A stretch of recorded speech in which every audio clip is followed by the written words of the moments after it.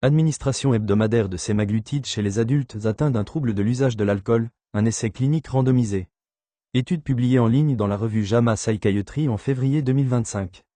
Contexte de l'étude, des études précliniques et observationnelles suggèrent que les agonistes des récepteurs du peptide 1 de type glucagon, y compris le sémaglutide, pourraient réduire la consommation d'alcool.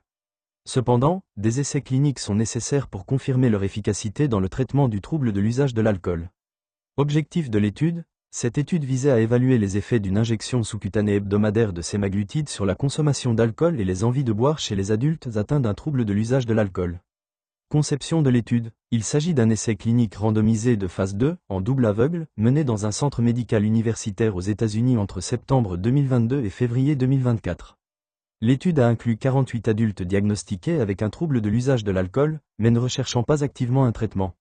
Ces participants ont été répartis au hasard pour recevoir soit du sémaglutide, soit un placebo, pendant une période de traitement ambulatoire de 9 semaines. Protocole de traitement. Les participants recevaient du sémaglutide à des doses croissantes, 0,25 mg par semaine pendant 4 semaines.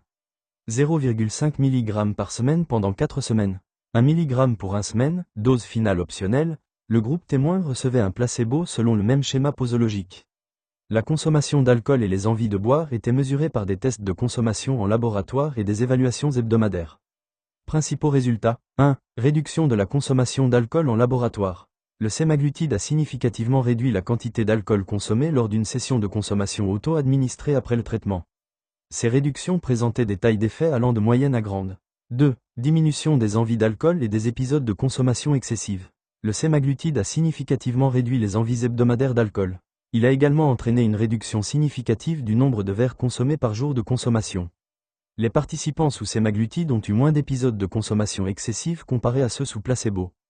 3. Aucun effet sur le nombre total de jours de consommation. Le traitement n'a pas modifié de manière significative le nombre de jours de consommation d'alcool ni la consommation quotidienne globale. Toutefois, les participants qui buvaient consommaient moins d'alcool par session. 4. Impact sur la consommation de cigarettes. Chez les participants fumeurs, le sémaglutide a entraîné une réduction significative du nombre de cigarettes fumées par jour. Cela suggère un potentiel bénéfice pour l'arrêt du tabac, bien que des recherches supplémentaires soient nécessaires. 5. Perte de poids et sécurité. Le groupe sémaglutide a perdu en moyenne 5% de son poids corporel, contre aucun changement significatif dans le groupe placebo. Aucun événement indésirable grave ni problème de sécurité lié à l'alcool n'a été signalé.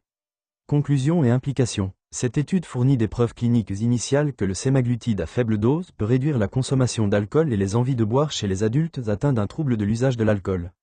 Bien que le médicament n'ait pas complètement supprimé la consommation d'alcool, il a contribué à diminuer la consommation excessive et l'apport par session.